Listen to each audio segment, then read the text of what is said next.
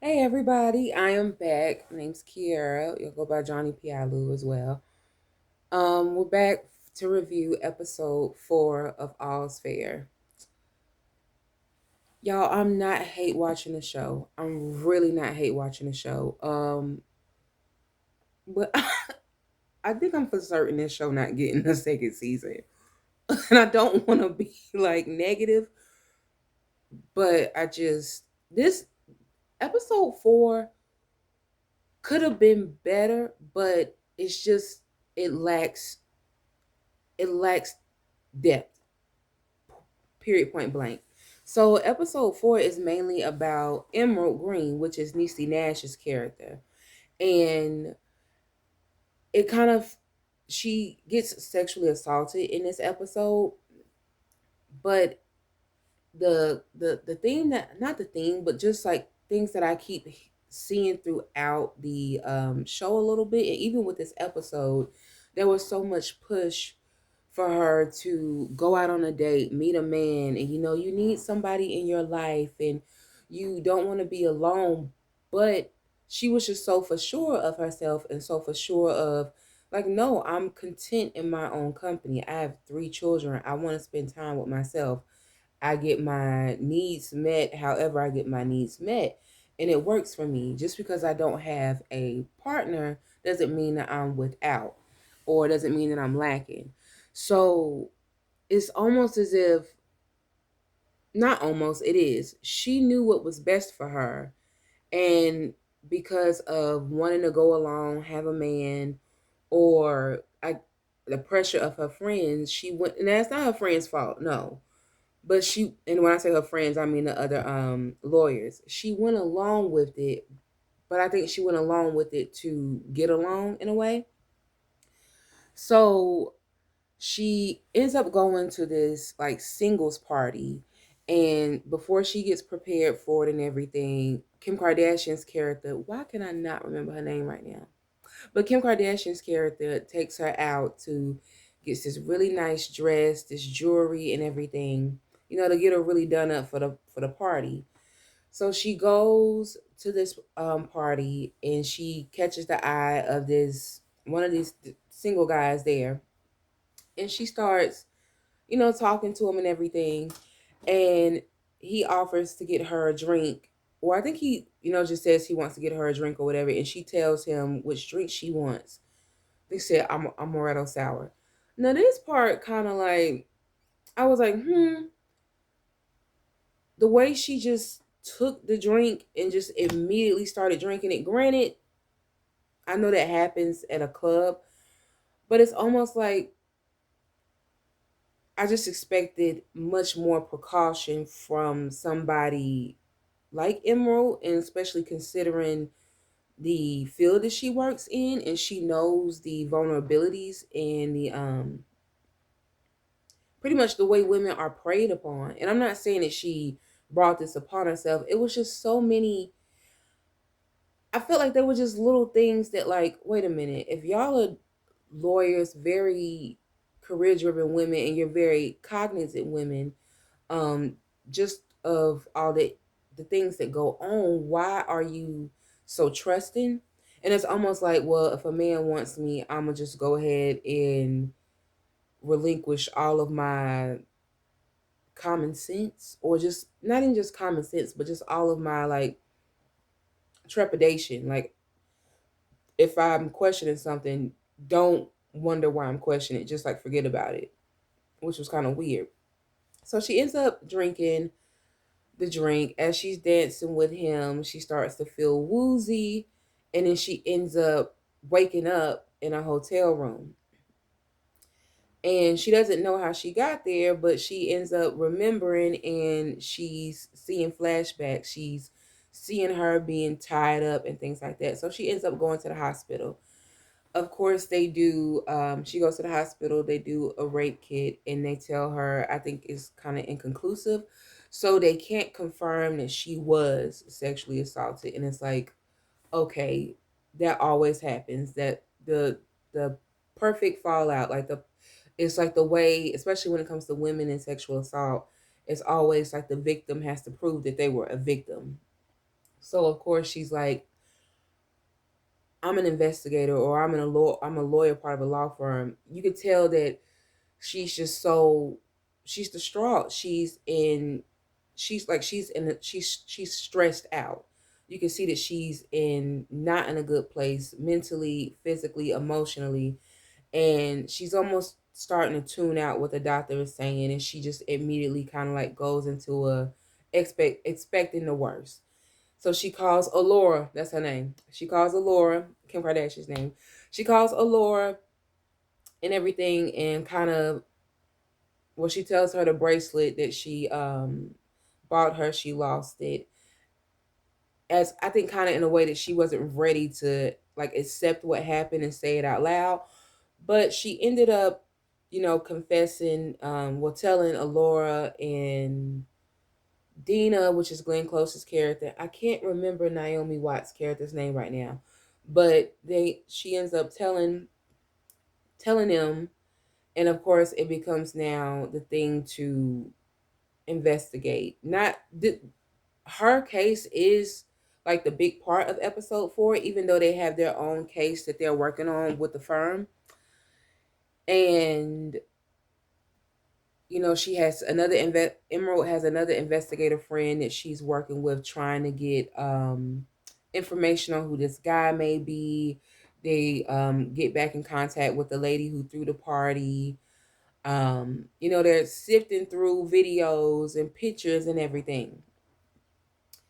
This is where the episode pissed me off, when I say it didn't have enough depth, because it had the storyline to have depth. um Glenn Close's character, Dina, after they get his picture, they investigate, and they pretty much trail him back to this residence where the owner is dead, was died, I think, like 2 years or so prior. Dina is able to uncover that the prior owner was someone that she investigated. I think they were into some type of fraudulent Ponzi scheme or whatever type of stuff, and she pretty much found it out and was able to bring them to justice. I would say some type of financial justice, because the man pretty much went out of business. He was very wealthy, and he ended up committing suicide.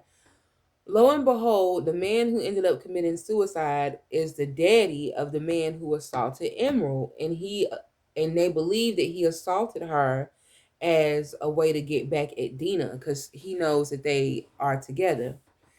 And he's like, I think he starts like antagonizing her, sending her pictures of her in the bed, like, oh, what a good time we had, and things like that. So this is bothering Emerald. She wants to get to the bottom of it, find out who this man is, and get him reprimanded for it.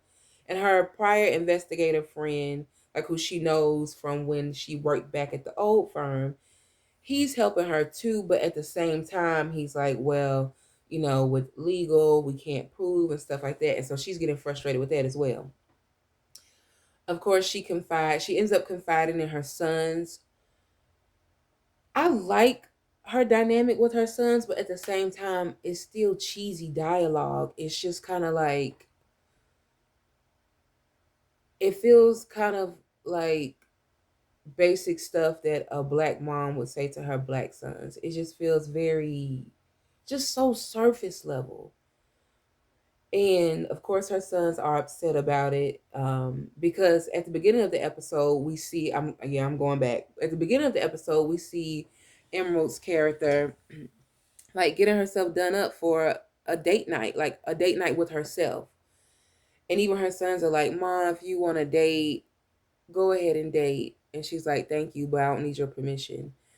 And she also says, she doesn't want to be with a partner. The fact that she has triplet sons and she got them through artificial insemination, she's like, that should let you know that I am not looking for a romantic partner.